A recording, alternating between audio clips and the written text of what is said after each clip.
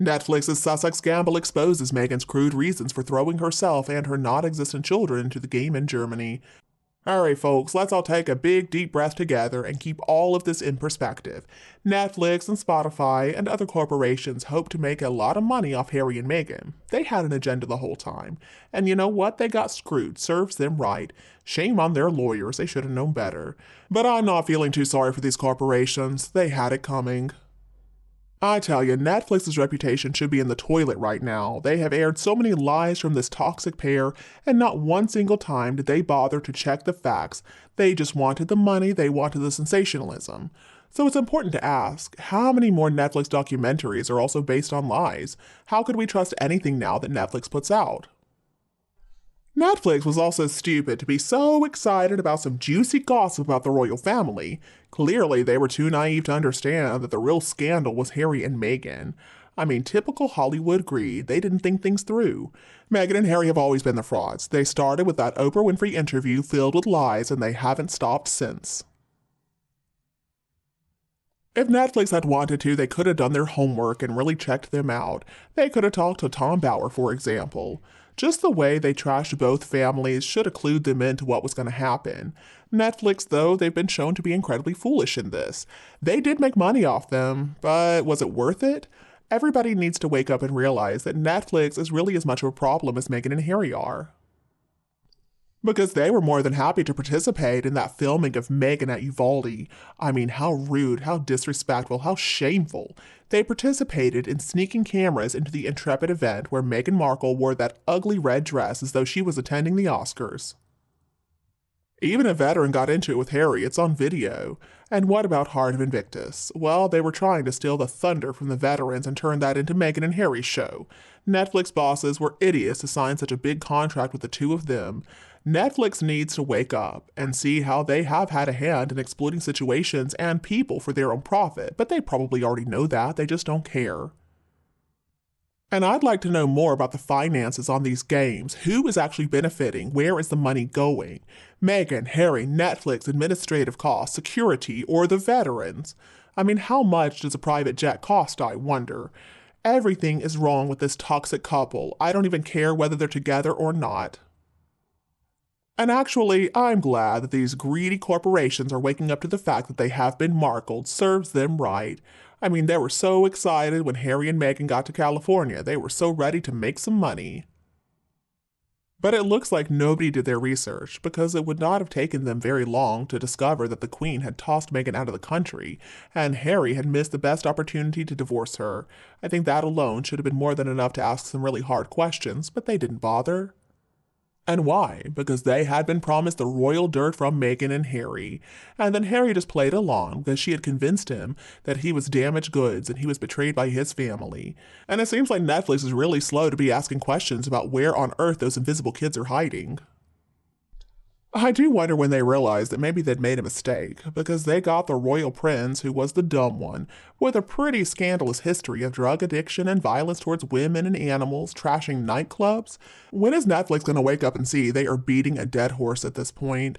I mean, the comments alone for anything that is featuring Meghan should be more than enough for them to cut their losses and run. But as always, I rest assured that the biggest loser in all this mess is gonna be Meghan. I don't think she could ever come back from any of this. And when the truth about those invisible children comes out, boy, she's never gonna live that one down. Harry, well, he's gonna run home with his tail tucked between his legs, and he's gonna be hidden away, protected by an incredibly powerful institution. But karma is coming from Meghan, and it's not gonna be pretty.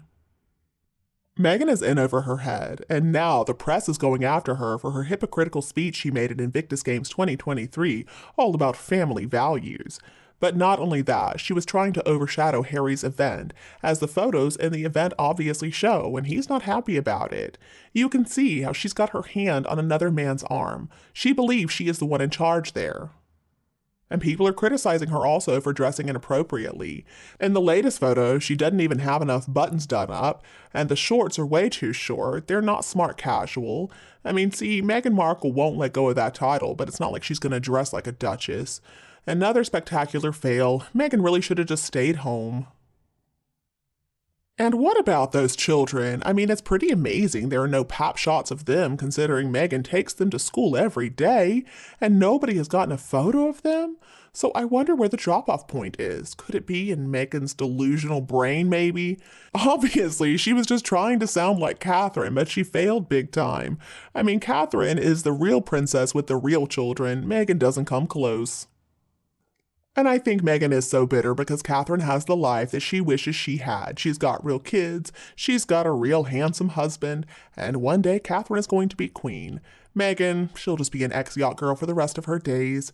And with that level of competition that Meghan attempts with Catherine, it would make a lot of sense to see many photos of her children. After all, they are in the line of succession. Who doesn't love seeing royal kids? How would the royal family even know anything about these invisibles? Everything was so shrouded in mystery. She didn't use royal doctors, she played games with the delivery, and then they ran away to Canada. And that was only with the first kid. Now, the second one was supposedly born in America, and the royals have never seen her. How would they even know if Meghan carried those children and gave birth to them, or if they really are the biological parents? If you ask me, the royal family is probably as much in the dark on this issue as the rest of us, and if there are no children, they're in no way, shape, or form to blame for all the lies from a pair of grifters like those two.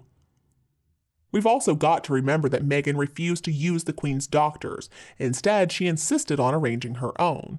So nobody in a trusted position can really confirm the birth to the royal family. Now, Harry claims that he was there, but he was so high on laughing gas, it's not like he can remember anything. By the way, why did he tell that story?